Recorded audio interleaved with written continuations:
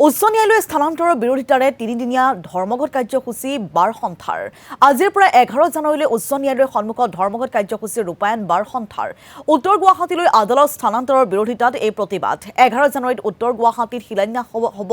ন্যায়িক চহৰৰ ৰংমহললৈ স্থানান্তৰ হ'ব গুৱাহাটী উচ্চ ন্যায়ালয়ে ন্যায়িক চহৰৰ শিলান্যাস কৰিব উচ্চতম ন্যায়ালয়ৰ মুখ্য ন্যায়াধীশে অনুষ্ঠান বৰ্জন কৰাৰ পূৰ্বৰ সিদ্ধান্তত অটল হাইকোৰ্ট বাৰ সন্থা শিলান্যাসৰ কাৰ্যসূচীত কোনো সদস্যক অংশ নল'বলৈ আহ্বান সন্থাৰ আৰু এই সন্দৰ্ভত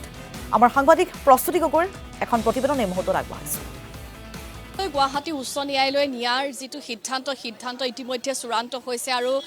11 জানুৱাৰীত যেহেতু শিলান্যাস হ'ব আৰু শিলান্যাসৰ যি সিদ্ধান্ত সেই সিদ্ধান্তৰ বিৰোধিতা কৰি এদৰে গুৱাহাটী হাইকোৰ্টৰ বাৰ এছ'চিয়েশ্যনৰ সদস্যসকলে প্ৰতিবাদ সাব্যস্ত কৰিছে আমি পুৱাৰে পৰা সেই পৰিৱেশটো দেখুৱাইছোঁ তেওঁলোকে নিজৰ স্থিতিত অটল তেওঁলোকে কেতিয়াও ইয়াৰ পৰা গুৱাহাটী উচ্চ ন্যায়ালয় লংমহললৈ হস্তান্তৰ হোৱাটো নিবিচাৰে আৰু আনফালে চৰকাৰে নিজৰ সিদ্ধান্তত অটল অচৰ তেওঁলোকে ইতিমধ্যে সিদ্ধান্ত লৈছে যে আজি শিলান্যাস সেই শিলান্যাস 11 জানুৱাৰীত অনুষ্ঠিত কৰিব গতিকে ইয়াত জ্যেষ্ঠ কনিষ্ঠ সকলো অধিবক্তা আহি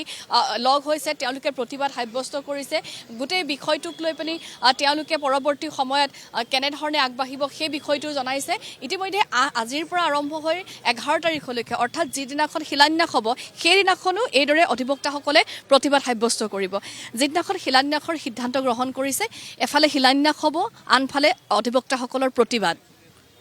নিশ্চিতভাৱে আমি আমাৰ প্ৰতিবাদটো আমি যেনেদৰে দেখুৱাব খুজিছোঁ তেওঁলোকক যে অধিবক্তা সমাজ ইতিমধ্যে আমি আপোনালোকক কৈছোঁৱেই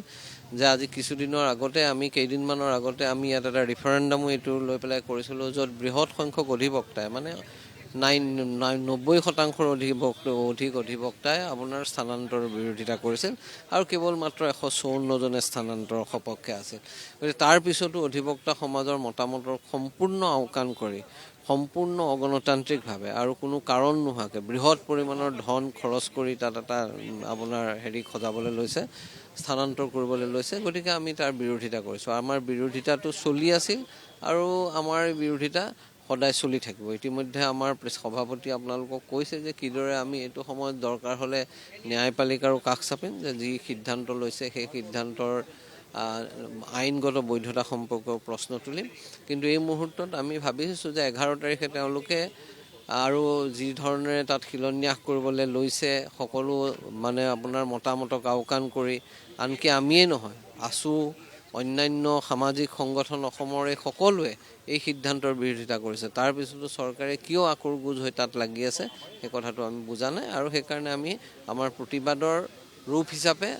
আমি এই অনশন কাৰ্যসূচী অব্যাহত ৰাখিম 11 তাৰিখেও আৰু আপোনালোকে এটা কথা মনত ৰাখিব যে আজি আপোনালোকে ইতিমধ্যে গম পাইছে যে এটা মেছেজ এটা চাৰ্কুলেট হৈ আছে য'ত চৰকাৰী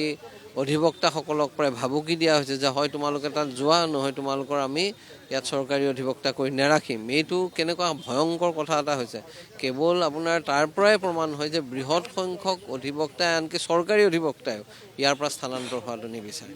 নিবিচাৰে আৰু সেইকাৰণে জোৰ জবৰদস্তি কৰি আপোনাৰ ভয় আৰু ভাবুকিৰে যি ধৰণেৰে চৰকাৰখনে কাম কৰে সেই ধৰণেৰে এইটোকো সিদ্ধান্তকো কৰিবলৈ লৈছে হয় প্ৰস্তুতি গগৈ এই মুহূৰ্তত আপোনাক ধন্যবাদ জনাইছোঁ